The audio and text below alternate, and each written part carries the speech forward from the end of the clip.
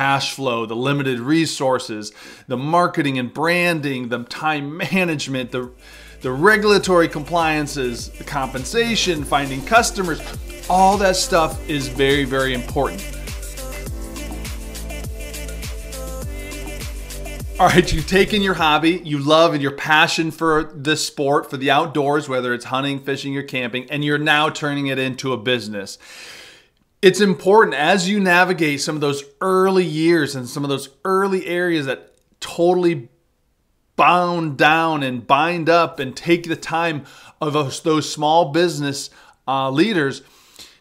You've got to establish this organizational work chart really early because it's going to lay that foundation. So we're going to talk about those 5 steps that are from an early organizational standpoint that you need to establish really, really early. Number 1 in this would be clarity of roles and responsibilities. Knowing what is expected of you and what is expected of your colleagues is important so that you can determine what those roles and where those focuses need to be. If I don't know what my role is within my department, within the organization as a whole, it's going to be very hard for me to navigate through my day, my week, my month, my quarter. So as a manager, as a leader in your organization, make sure that each individual within your organization, whether it starts within your department, rolls up into your company, and rolls up into your overall organization, understands and it's detailed out what their role and responsibility is. Because if I don't understand my expectations or you don't understand your expectations from me, we start missing each other. One thing that I always ask when I'm in a meeting or when I am working with somebody is, what does done look like?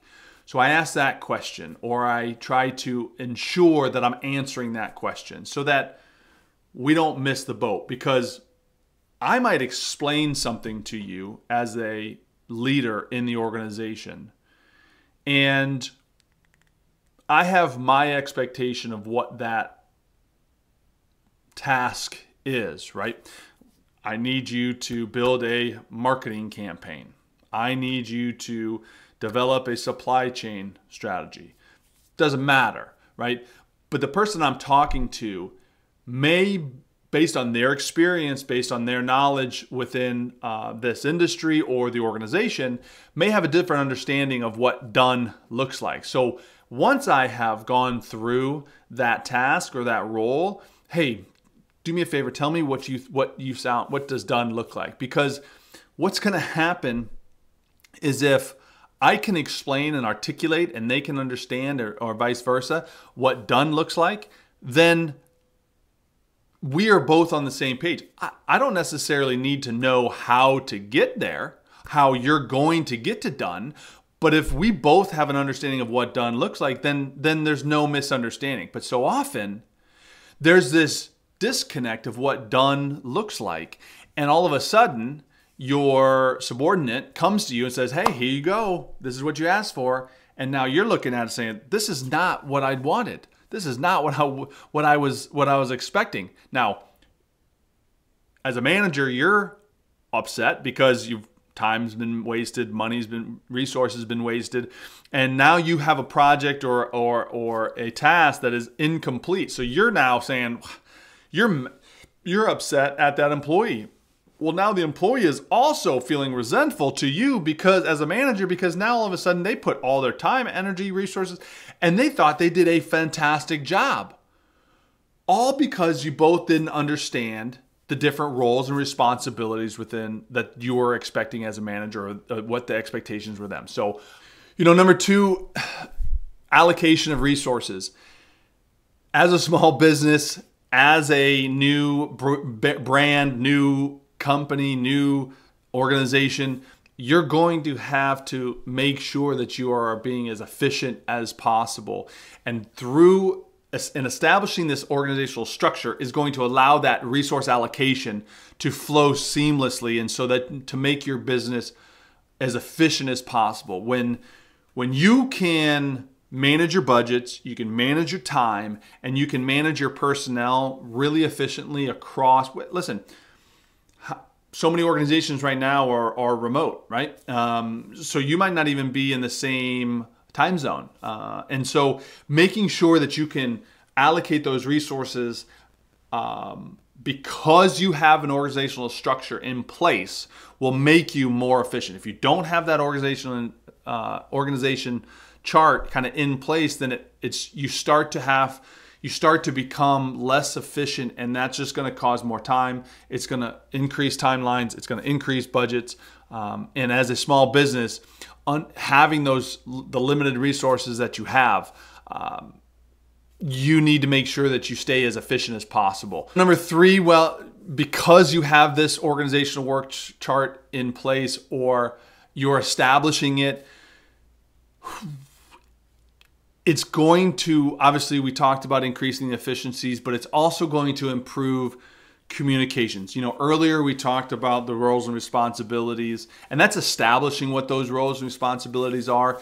But when you can improve your communication, every employee, whether it's a new task, it's a new project, it's a new customer, it's onboarding a customer, or it's bringing that new product through your warehouse and out the door, by having that organization clear, not just to upper management, but to everybody within the organization, now that communication can improve, because John knows he needs to go to Mark for issues when it comes to sales, or Tim knows he can go to Eric because he is the manager of supply chain.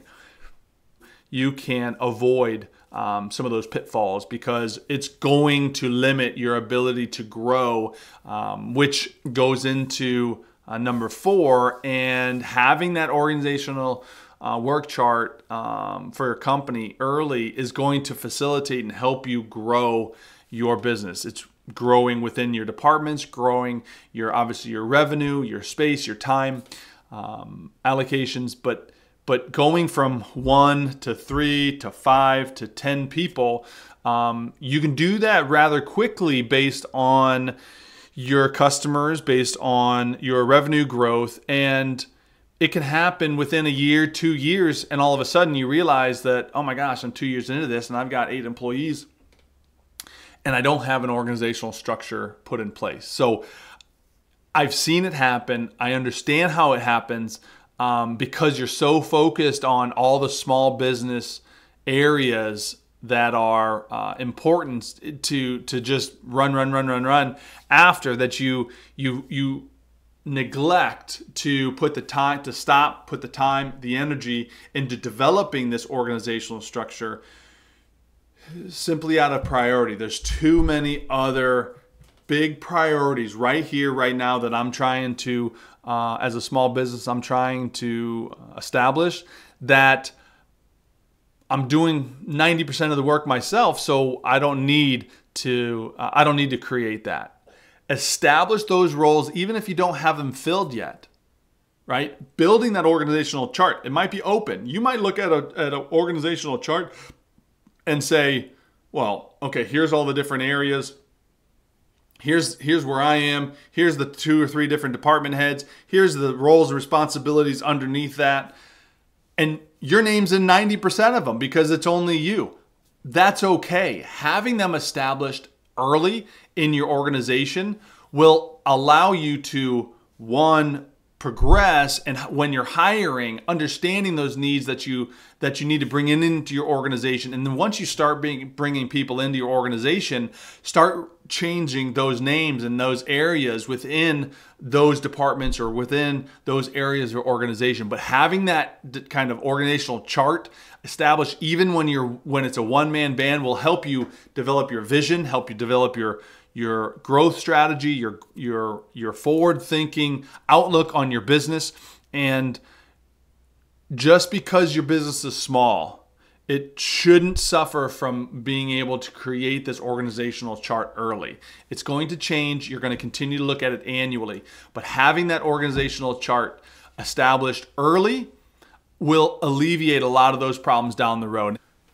Having a succession plan. So with every business, with every employee, with every brand, you need to make sure that you have a backup plan in place for, hey, listen, employees transition, employees have things come up in their personal lives, they move, they do. You're always going to have a kind of a transition. So if you have that organizational plan in place, you can start to continue to identify potential successors within areas of your organization, so that once those transitions happen, you have a plan in place. The training has happened. The knowledge base is there, the training is there, so that you're able to always kind of next man up. But it's also going to allow people within your organization to understand where is their path. How do I go from where I am today in the warehouse to a sales manager? Where do I go and say, hey, listen, at the end of the day, I want to have a career in the fishing industry, but I'm going to start in as a stock boy in a retail store. But how do I go from there to running my own company? So we talk about why it's important to have an organizational structure within your company. Being able to communicate to your employees, to have those established roles and responsibilities, to improve those communications, to be able to allocate your resources efficiently, to be able to have and plans for progression through your organization, all are really critical to be able to helping an employee, a staff member, a team member buy in and be a part of your brand, be a part of your organization. So, even if you're an organization that has 1, 2 members in it, it's still important to have and establish that organizational workflow and chart physically on paper. Even if you're filling your name in on all the roles because of the size of your business, it doesn't matter. Identifying those areas, identifying those growth areas, identifying going to be those roles and responsibilities for each of those early is going to help you be much more efficient when you do make that hire, because now all of a sudden that role's established, those expectations are established, that hierarchy and kind of who they report to is already established. And as you fill in those boxes, it's going to allow you to be a lot more proficient, a lot more efficient, and it's going to save you just a lot of time, money, and headache, and gives you, really, it helps flow within those goals and that strategies of your growth. If you know that your goals and your business strategy is to grow your marketing department, when you're filling in your marketing hierarchy, you have your director of marketing, then you have your social media marketing, then you have your customer marketing, and then you have your digital marketing, and those areas, it might be all your name, but then they have assistants and they have directors, all that report up through, depending on the goals of your organization and where you want to go as a brand and as a company. So ultimately, make you a lot more structured, a lot more efficient, and improve that communication so that you can be as effective as possible as a business leader, as an innovator, to be able to give that support to your customers that they're going to need as you continue to develop your organization.